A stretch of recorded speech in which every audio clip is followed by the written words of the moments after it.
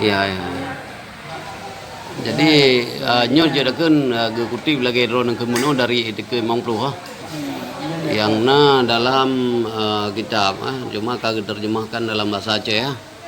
Anu cikeun dari pun wujud ada Allah. Alam tadi hukum maka wajib baru dan mustahil kami ente. Alhamdulillah. Wajib baru dan mustahil kami ente.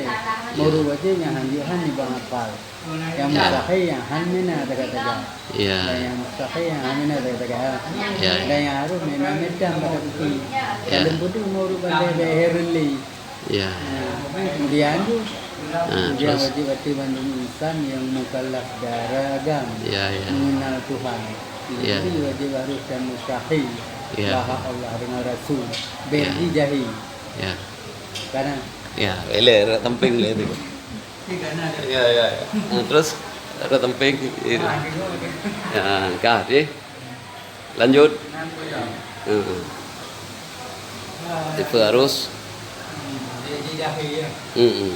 Ikut kemana bagi Allah nanti hingga karena wajib mengerti dan diana wajib dimengerti waktu buat ikut Tuhan dapat waktu buta tuli masing-masing mumpung serta dari dapire tidak mapam kepala lil hawadisi bin nafsihi kudrah iradah ilmu kaya sama bahasa kalam faridun muridun alimul hayyun Tarnawan Basyur minta kalimah.